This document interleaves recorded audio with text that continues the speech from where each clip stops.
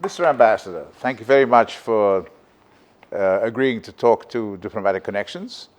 So the first thing is, if someone had stopped reading about Peru, say, 10 years ago, and then suddenly started reading again and discovered that it was, that it had become one of the economic stars of Latin America, how would you explain this to them? I think it's a good question. Well, we have always had a great history and a great name too. But we've had to face tremendous problems since the 80s, let's say.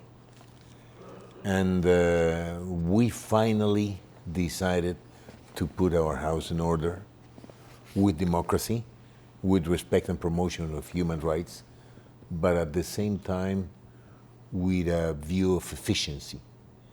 And bureaucracy gained a lot of experience, and we were lucky to elect the right governments.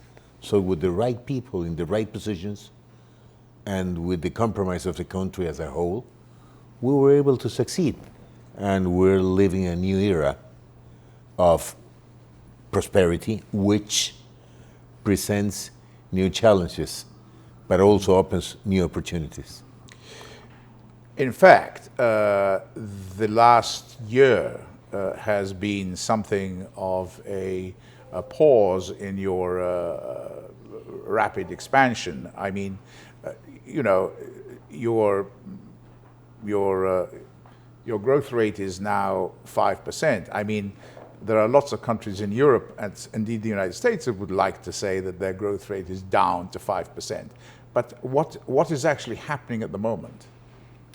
Well, if we're growing at that rhythm, we Well, could... you were growing at 7. Yeah, but anyway, it's not a pause.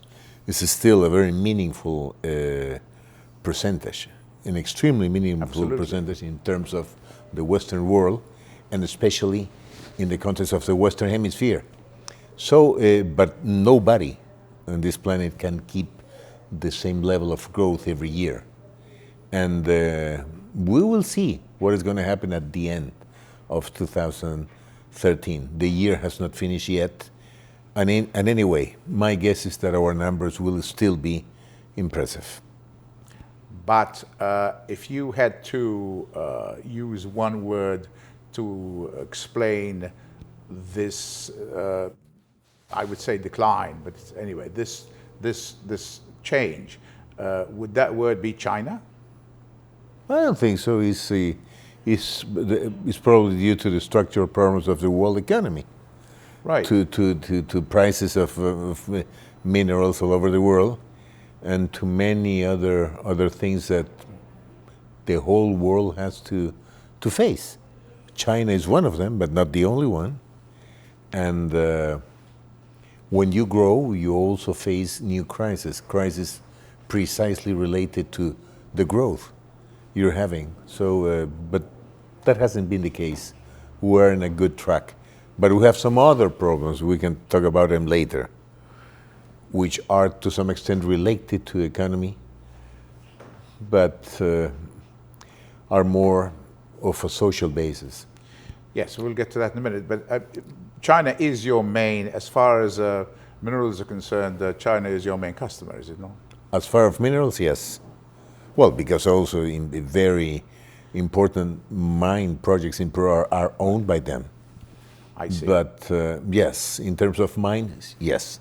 And But I think now they are the number 2 in terms of the trade balance. I see. United States has recovered the first position, and I'm extremely glad of that because I'm Peruvian ambassador to the U.S. Right.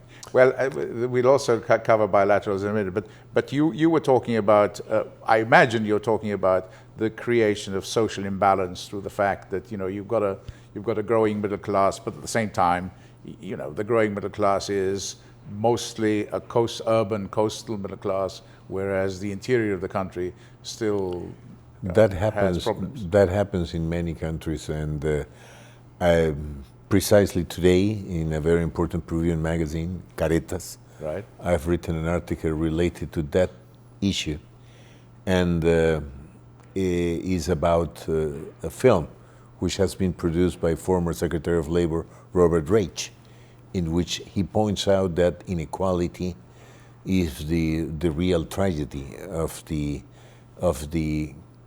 capitalist world, let's say. And he proposes a lot of things in order to correct the trend, which is extremely dangerous. But inequality in relation to Peru has been there for a long time, and but we're doing some progress. But the progress is slow. I have to recognize it. Anyway, don't forget that we live in the most unequal region of the world, which is Latin America. Right. We have been very successful, not only Peruvians, but other Latin American countries, Chile, Colombia, Mexico. But we face inequality. So that's going to be the real challenge for all of us. That is to bring forward the population. To reduce the gap, I would say. Right. To reduce the gap. Right. And you do this how? Education? It's very complex. Right. Education is one of the tasks. The right policies implemented by the government. Of course, you have to fight poverty, and we're succeeding in that. Mm-hmm. But that's not enough. To fight poverty is one thing, and to fight inequality is another thing. Mm-hmm. So, yeah, education will be extremely important. So now we come to the bilateral relations with the United States. Yeah. How would you characterize them at the moment? Well, we're lucky. It's very good bilateral relations at this moment, and $16,000 million is our trade yearly. That's an impressive amount. Mm-hmm. Of course, if we compare it with other countries, it's not that much. But we hope that we're going to grow exponentially. And in probably 2 or 3 more years, we will reach tremendous heights, perhaps $25,000 million per year, because opportunities are there. And the free trade agreement, which has been in force for 3 years now, has been very successful. Now, in the political field, the relations are very close. Peru and the United States are strategic partners. Right. There are so many things that we do together in terms of security, in terms of cooperation in defense, and also, of course, in a tremendous scourge that we both countries face, which is drug trafficking. Right. Okay. There are a lot of things that we do together, but there are 2 additional points that I like to mention about the bilateral relations. Peru is engaged in the so-called Trans-Pacific Partnership, right, with 11 other countries. One of them is the United States. Mm-hmm. So that has given my country a new angle of perception within the United States, mm-hmm. and a new strength in the bilateral relations. The fact that we're both playing in the same field, which is the Trans-Pacific Partnership. Only 12 countries are in that process, and that's what I like to call the most exclusive club in the world. That's right. Yes. Yeah, and hopefully the treaty will be ready in the next few months, I would say, and then it will be signed, let's say March, April. I can't guess. Of 2014. Yes, of 2014. And the other very important angle is that you probably heard of it, the Pacific Alliance, right. Okay, for Latin American countries. And when I say Latin America, I don't want to be divisive, because the United States is becoming a kind of a Latin American country, right. too. Right. Because when you have 54 million of Latin right. people living in a country, that country is part of the Latin world also. Right. So this Pacific Alliance has gained a lot of momentum, has gained the attention of the world, and of course the United States is paying a lot of attention to it and has become formally an observer of the Pacific Alliance. and we're very glad of that. We're very glad that the Pacific Alliance has gained so much respect. Let me remember the countries: Mexico, Chile, Colombia, and Peru. Yeah. But in fact, the leaders of those 4 countries had a meeting recently in New York. Yeah, exactly. I was there at the Mandarin Hotel. The 3 presidents, President Tumala from Peru, President Piñera from Chile, and President Santos from Colombia were there. President Peña Nieto from Mexico couldn't come because of the floods, but his Minister of Economy, I think Mr. Guajardo, came, and more than 200 entrepreneurs from the United States were there, right, in a question and answer period. It was amazing. It was amazing. In terms of the bilateral relationship, is there an American presence on the ground in Peru, helping with keeping the borders closed to drug traffic, for example? No, I wouldn't say that. No, I wouldn't say that. There is no need to that. There is a technical activity. There is a technical advice of mutual interest, and the participation has many angles. But it's not that we have an impressive presence on the ground. That is not the case. But anyway, we're getting tremendous results in the fight of drug trafficking, and the United States. The agencies of the United States recognize that publicly. So, but of course, that's one of our main problems: crime. Right. And but we have to face it with courage. But drug-related crime, particularly. Drug-related crime, yeah, some remnants of terrorist activities. Well, that was going to be my next question. Organized crime, and at the same time, just common crime. Because it's 20 years since the Shining Path, Sendero Luminoso, was actually, in fact, destroyed militarily, and many of its leaders... And politically. And that was going to be the question. Many of its leaders are now in jail permanently, but some of them will be released eventually. Is there any prospect that the Marxist party will eventually re-emerge as a political party? A lot of provisions have been taken place legally in order to stop that, right. Because you cannot use democracy in order to destroy democracy, right? Okay, and political parties cannot be related to that type of activity. Besides, they cannot promote that kind of activity, right, because that would be against the democratic principles. So hopefully that is not going to happen. But besides, there is something much more important. The people, the Peruvian population, are very much related to the system, a system which guarantees human rights, freedom, and at the same time has been proving effective results in terms of improving the quality of life of the Peruvian population. Right. Well, you just have to go to Lima to see that. Yeah, you've been there, right? Some of the old quarters, absolutely. Yeah, enjoy our beauties. You see happy people around. Well, what you see is a lot of commercial activity, and for example, in a section like La Victoria, for example, which used to be full of crime and now is full of shops. Yeah, stores La Victoria are selling. My favorite soccer team is from La Victoria, precisely Alianza, and one of my sons is an alderman. Yes, I was going to bring that up eventually. He also plays for Peru, doesn't he? He's the plays goalie in the Peruvian national team.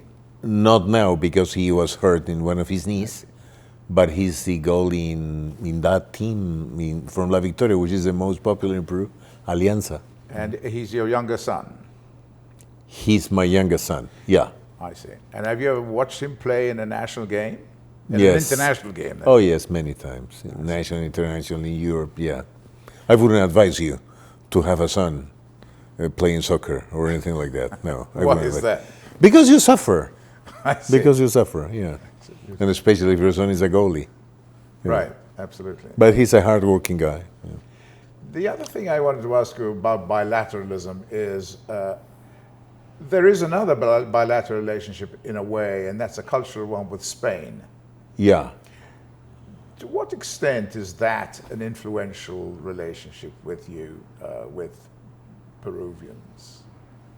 I mean, is it la madre patria, or is that something that only the Spaniards claim? We don't use that concept anymore. But there are things that we have to recognize. We speak the same language, Right. and as they used to say, we believe in the same God, okay? Right. And the crown was common for several centuries. Right. So Spain is a beautiful country, let me tell you. It's a beautiful country. They are facing tremendous difficulties now, and hopefully they will overcome these problems. Now, the relation is close, of course, it's close, but there is no any type of dependency or anything like that, no. But there is an admiration, of course. And at the same time, we cooperate a lot in an international structure which is called the Ibero-American Right. Organization of Countries. Right. Actually, they're meeting in the next few days in Panama. No, so every head of a state attends the meeting. The Spanish government, all these democratic Spanish governments pay a lot of attention to their relations with Latin America. Yes, they said. What they call Iberoamerica. Right. That has, the cooperation levels have suffered a little because of their crisis. Now, we face our crisis too, in terms of sociological terms. Sometimes there is a kind of confusion. What are we, Peruvians? Okay? Because we're a mixture of many things. We have a tremendous history, even before the Incas. Then we have the Incas' legacy, which is still Sure. extremely strong. And then we had this Western culture which was imposed in the process of the conquista. So a lot of things have taken place in that territory which we call Peru now. And we are still in the process. The process has not finished. In other words, you still have an identity crisis? I wouldn't say a crisis, but we're still looking for it. I see. Yeah. Our society is extremely multicultural because of that.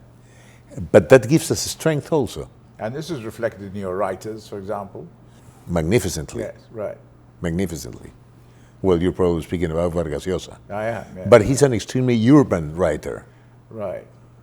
He's an extremely urban writer, and yeah, he reflects the This conflict, Yeah. does he not? yeah. But in terms of, for example, let's take your own name, which is hardly what you normally think of as Yeah, a I think it's silly. Peruvian name. How did you come by that? Because my grandfather, he was born in Leith, which is a port close to Edinburgh in Scotland. Oh, And Lee, yes, Leith, yes. Leith, Leith. Oh, Leith, yes. Is a port of Edinburgh. Right. And he went there in the 1900. Yes, he was a very young mechanical engineer. And then he met a Peruvian lady, and he married, and that's how the Forsyth saga began in Peru I see. with him. I see. They brought, actually, the British, they brought soccer to our country. Peru, yes. Yeah. They also brought railways, did they not? Yeah, and that's our national pastime, the same way your national pastime is baseball. Yes, right. That's because of the British. But they also, in fact, they came. A lot of them came to construct the railroads. Oh, railroads, yeah. In the case of my grandfather, who was working in the crops of sugar, Oh, I see. crops in the north of the country, the investment of the British in those days was very high, higher than the American investment. It has declined with time, though. Right. Yes. But do you feel yourself is there any residual Britishness in your? You're using the right word. A little, a little, yeah, of course. But I'm totally Peruvian. I was born there. I've always lived there. My parents were born there. My children live there. They love to be Peruvians, and even with this funny name or funny surname, Forsyth, I consider that Peru is my home, where I was born and where I will die. And you've been to Scotland? I've been to Scotland many times. I see. Yeah. Yes. Okay. To Scotland many times. What And it's a paradise. And Edinburgh is an absolutely beautiful city. You've had an extremely varied career. You were a journalist, and then you saw the light and left journalism and became a parliamentarian, and then a diplomat. You've been the ambassador in China, Peruvian ambassador in Italy, Peruvian ambassador in Germany, I think. No, in Colombia. In Colombia. And indeed met your wife as a young diplomat in Chile, if I remember right. Yes. Well, I'm not asking you to compare, what it's like to work in China with what's there, but how is it being an ambassador in the United States? What is it what are the challenges? It's an extremely hectic job. You have to love what you do, and you have to have a compromise to serve your country, and at the same time to respect the country in which you are working. And the problem is that the agenda is so big. This is a gigantic country, not only the federal government, but with thousands of companies related to your country, 50 states related to your country too. And there are so many areas you never finish. But that problem is not only mine. You call the ambassador of Brazil, the ambassador of Colombia, the ambassador of Chile, the ambassador of Mexico. They're very busy people, and their life is very hectic too. We hardly see each other. Not because we don't like each other, because we do. We're very close friends, but we're extremely busy. We have delegations almost every day. But at the same time, the rewards are very satisfying because you get results. And you get results. Do you not have regular meetings on a regional basis? What do you mean? As ambassadors, I mean. With other ambassadors? With other ambassadors of your region? Yes, we meet at least once a month. At least once a month to discuss things of common interest. Compare notes? We would like to do it more often, but we just can't. Sure. But whenever it's possible, we escape for a coffee at a Starbucks, three or four of us to exchange some views. Yeah. Right. Can I just get back to this Pacific grouping that you Pacific Alliance that you're actually in? The word integration comes up a lot these days when one talks about Latin America. That goes beyond the Pacific Alliance to a kind of a larger form of even perhaps political union, but certainly economic. Does it not? The Pacific Alliance? Yes, but I mean that's just our governments have been very clear. It's not political. Of course, everything is related to politics to some extent, but we are not striving for a political union or anything like that.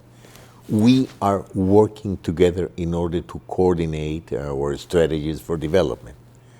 That means trade, tourism, business, industrial development, and the way we face the world, and how how are our economies related to the world. There are some principles that we have to follow: freedom of market, opportunities for the private sectors, and at the same time, we all have to have free trade agreements among ourselves, and free circulations of goods and services, and free circulations of people. And so it's a very effective coordinating process, and very fast, very quick. And that has gained the Pacific Alliance the attention of the world, because it's not that we're following the old principles of traditional integration in terms of import taxes or things like that. It's much more complex. But it's not anything going in the direction of, let's say, the European Union. It could be to some extent. It could be in the near future, yes. We're moving in that direction. We're trying to be as effective as they have been. Yeah. I mean, you have one major advantage over the European Union in that you all speak the same language, except for the Brazilians, of course, and they speak Spanish anyway, and they pretend they don't. Yes. Well, Brazil is not in the Pacific Alliance. Yes, but we're very close to them, of course. Any form of integration in Latin America has to take account of Brazil. Yeah, absolutely yes. And Brazil is such an amazing country. Right. And there are a lot of things that we have in common. Actually, when we think about Brazil, we don't even think about their language. We can understand each other more or less. Right. Portuguese is such a beautiful language. Right. And the Brazilians are great people. Right. So as far as integration is concerned, you're on the way to greater cooperation and not less. I think so. Okay. And could you imagine that the European Union is an observer, Canada is an observer, Japan is an observer, the United States is an observer. Everybody wants to observe what is going on with that group of countries. So we try to follow a path of success. There are many groups in the world, actually. It's not only the Pacific Alliance, for instance, the BRICS. Yes, that's what I was... That's a good example, too. Sure, yes. And, but there's also Mercosur within the region. That's a more traditional system of integration. And, it's been there for 25 years or so. And they have a lot of options. So let's see. Yeah. Mm-hmm. What do you think is going to happen in Venezuela? It's one of the most beautiful countries on earth. I had the chance to live there for a little more than 4 years. My 2 sons, I have 1 daughter, but I have 2 sons. My 2 sons were born there. So because I spent an interesting part of my youth as a young professional in Venezuela, I tremendously admire that country.